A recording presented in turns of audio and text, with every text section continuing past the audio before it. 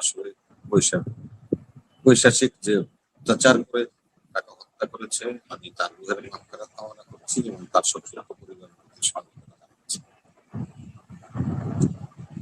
ঘটনাগুলি সব এক সূত্রেই গাঁথা। এই সরকারকে মাত্র 2 মাসের একটা সরকার, এখন এর নেমে যেতে হবে, চলে যেতে হবে, এ ব্যর্থ হয়েছে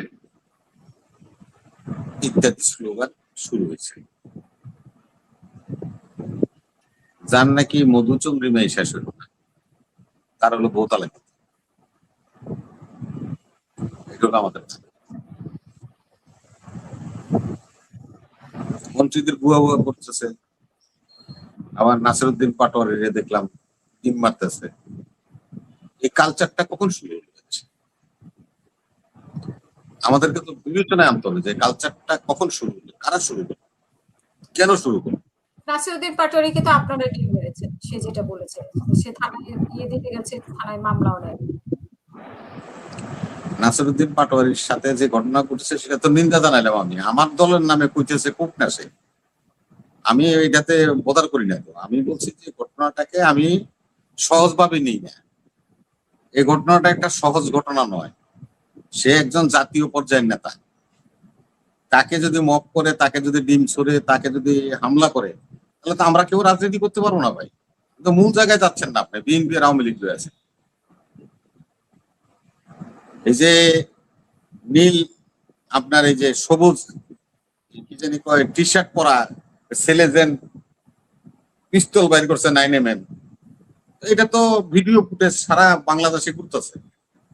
এই ছেলেদের গ্রেপ্তার করলে তো বোঝা যাবে যে এখানে কারা হামলা করছে। নাসিরউদ্দিন পাটোয়ারির বলার দরকার নেই, নাসিরউদ্দিন পাটোয়ারি বলার দরকার নাই।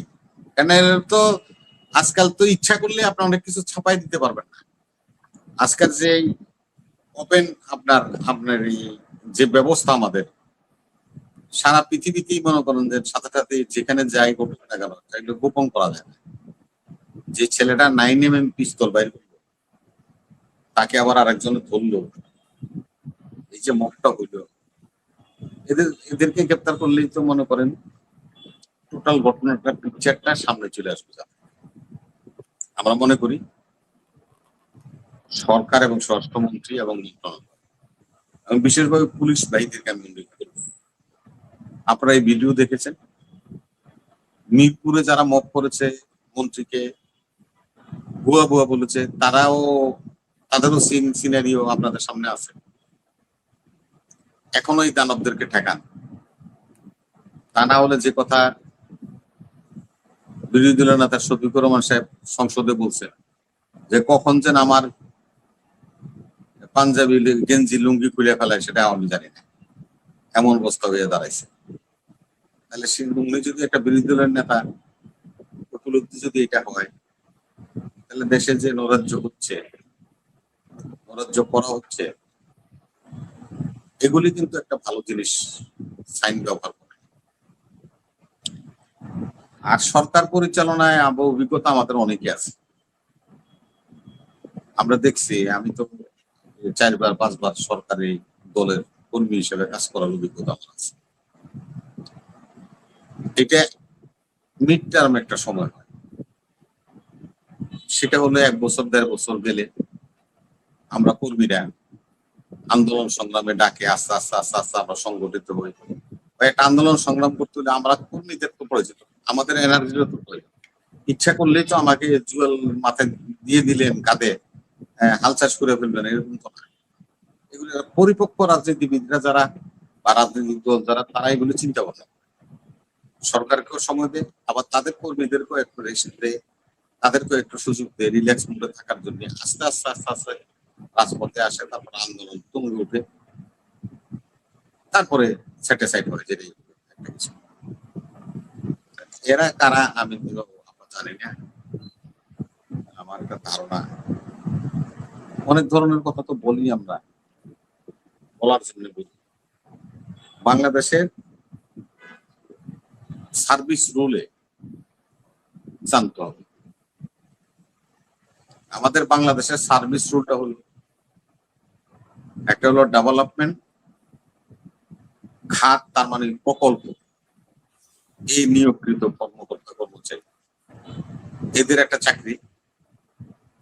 এই যে আমাদের ডিসি এসপি, এই পুলিশ বাহিনী যত দেখতেছেন সবাই কিন্তু রাজস্ব বিভাগ থেকে তারা বেতন ভাতা পাইয়ে থাকে। এরা রাজস্ব বিভাগ থেকে বেতন ভাতা পাইয়ে থাকে। এটা হলো সরকারের রাজস্ব আয় থেকে তাদেরকে বেতন ভাতা প্রদান করা হয়।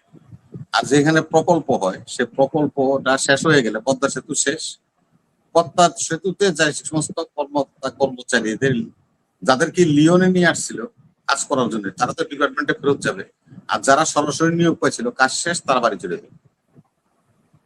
এটা দুই ধরনের সিস্টেম। এখন আমার এই যে নাসির ভাই বললো যে ভাই হ্যাঁ করে বিদায় করে দিছে, হ্যাঁ হইতে পারে, এটা একটা কথা। কারণ হলো যে আইনটা পাস হয়নি, পরবর্তী সংসদে যাচাই বাছাই টেবিলে আছে, সেখানে বিরোধী দলের সদস্যরা আছে, সরকারি দলের সদস্যরা আছে। ওনারা অলরেডি যে কয়টা বিল সংসদে উপস্থাপন হয়নি পরবর্তীতে উপস্থাপিত হবে, সেগুলি যাচাই বাছাই কমিটিতে আছে, তারা যাচাই বাছাই করছেন, সংশোধন করছেন। আমরা আশা রাখি পরবর্তী সংসদে কার্যক্রম শুরু হলেই এই সমস্ত বিলগুলি আবার পুনরায় উপস্থাপিত। এখন মাঝখানে গ্যাপটা কি হলো? না ঘাটকা না ঘাটকা। এই যে সুপ্রিম কোর্ট সচিবালয়ের যে কর্মচারীরা, ওনারা তো রাজস্ব বিভাগ থেকে বেতনটা পায়। যখন নাকি ওনার সচিবালয়টা বহাল হয় নাই, তখন তারা তো বেতন ভাতা কোথায় দিতে পারে, আসবে। যেহেতু তাদেরকে আইন মন্ত্রণালয়ে অ্যাটাচমেন্ট করা হয়েছে, আইন মন্ত্রণালয়ের সাথে অ্যাটাচমেন্ট থাকলে তাহলে তাদের বেতন ভাতা সবকিছু চলবে।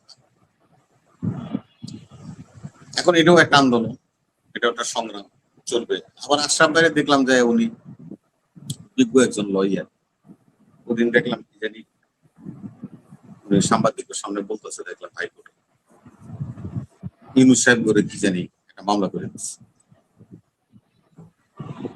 এখন ভাই ইউনূস সাহেব 18 মাস যে সরকার চালাইছে, নির্বাচিত প্রতিনিধিরা সংসদে গেছে এবং এটা বিল আসছে, ওনারা এই বিলটা আইনে পরিণত হয়েছে এবং এটা সংবিধানে সন্নিবেশিত হয়ে গেছে।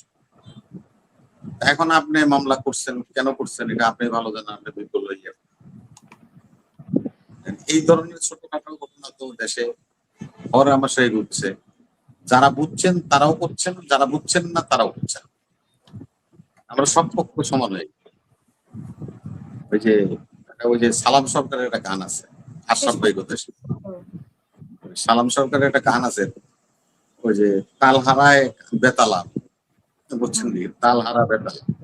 কারণ এই সমস্ত লোকরা ক্ষমতার বাইরে থাকার পরে এদের প্রবলেম হয়ে গেছে। যারা নাকি যমুনাকে মেনটেন করতো, ক্ষমতার বিভিন্ন সিঁড়ি মেনটেন করতো, সচিবালয় মেনটেন করতো, সেখানে তো কিছু ভালো মন্দ তারা খাইতো। যেহেতু আর এখন তারা সেগুলি থেকে বঞ্চিত, সেহেতু তাল হারায় ফেলছে, বেতালা হয়ে গেছে। এখন যে মনে হয় সেটাই করে।